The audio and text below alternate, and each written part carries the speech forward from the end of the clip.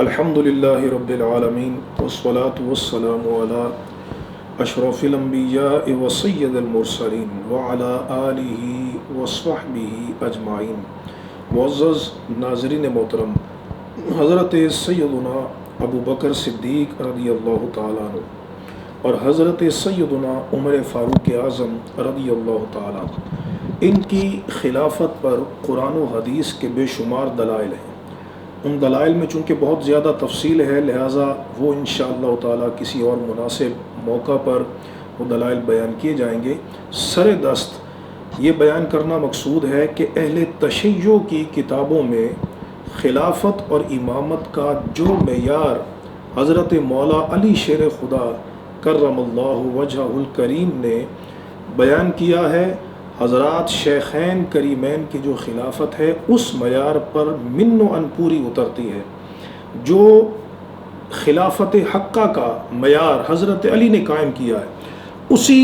معیار کے مطابق حضرت ابو بکر صدیق رضی اللہ تعالیٰ عنہ خلیفہ منعقد ہوئے، اور اسی معیار کے مطابق حضرت سیدنا عمر فاروق اعظم رضی اللہ تعالیٰ عنہ خلیفہ منعقد ہوئے۔ اس کا مطلب یہ ہے کہ جو حضرت ابو بکر صدیق اور حضرت عمر فاروق رضی اللہ تعالیٰ عنہما کو خلیفہ برحق نہیں جانتا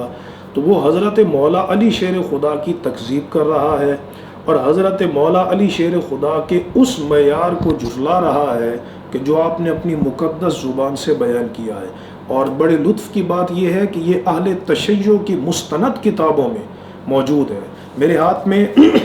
نہج البلاغہ ہے۔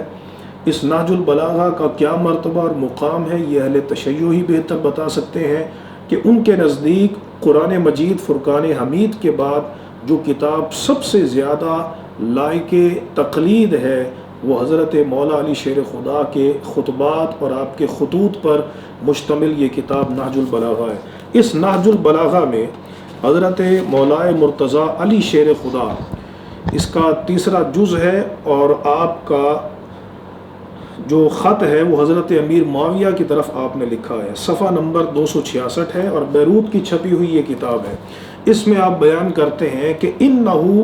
بَایَعَنِ الْقَوْمُ الَّذِينَ بَایَعُوا أَبَا بَکْرٍ وَعُمَرَ وَعُثْمَانَ، فرمایا میرے ساتھ اسی قوم نے بیعت کی ہے جس قوم نے حضرت ابو بکر صدیق سے بیعت کی ہے،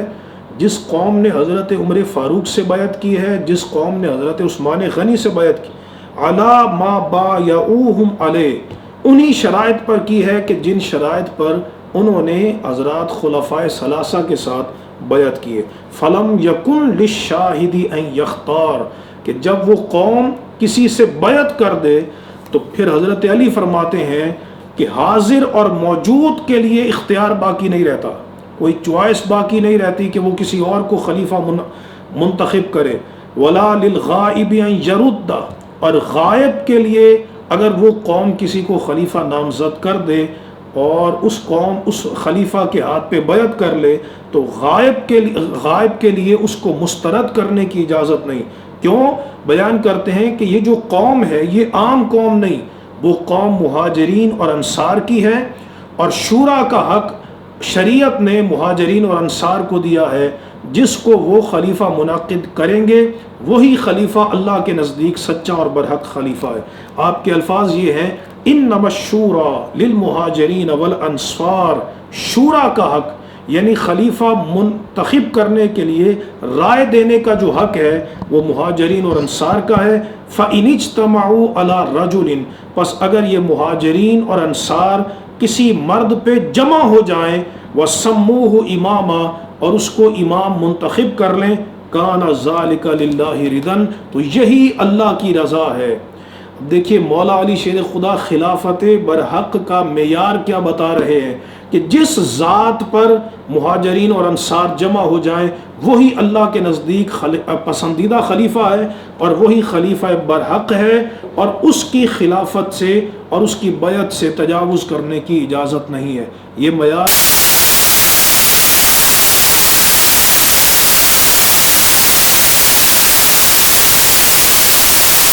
کی ہے۔ مہاجرین اور انصار نے حضرت عمر فاروق کے ہاتھ پہ بیعت کی ہے، مہاجرین اور انصار نے حضرت عثمان غنی کے ہاتھ پہ بیعت کی ہے، تو حضرت علی کے بیان کردہ معیار کے مطابق یہ سب خلیفہ راشد ہیں اور خلیفہ برحق ہیں۔ یہ میرے پاس دوسرا حوالہ ہے، کشف الغمہ، یہ بھی اہل تشیع کی مستند اور معتبر کتاب ہے، اور اس کی پہلی جلد ہے، صفحہ نمبر 95 ہے۔ اس میں حضرت مولا علی شیر خدا کی بیعت کے متعلق لکھا گیا ہے۔ سعید بن مسیب روایت کرتے ہیں، لما قتل عثمان، جب حضرت عثمان غنی کو شہید کر دیا گیا، جاء الناس الى امیر المومنین علیہ السلام، تو لوگ حضرت امیر المومنین مولا علی شیر خدا کے پاس آئے، حتی دخلوا دارہ، یہاں تک کہ وہ ان کے گھر میں گئے، فقالوا، تو انہوں نے کہا، نبایعک، ہم آپ کے ہاتھ پہ بیعت کرنا چاہتے ہیں، تو آپ اپنا دست مبارک بڑھائیے تاکہ لوگ آپ کے ہاتھ پہ بیعت کریں۔ تو حضرت علی نے امام خلیفہ کا معیار کیا مقرر کیا کہ جس کے ہاتھ پہ بیعت کرنی چاہیے؟ تو حضرت علی نے ان عام لوگوں کو جواب دیا، لیس ذالک الیکم انما ذالک لأہل البدر، خلیفہ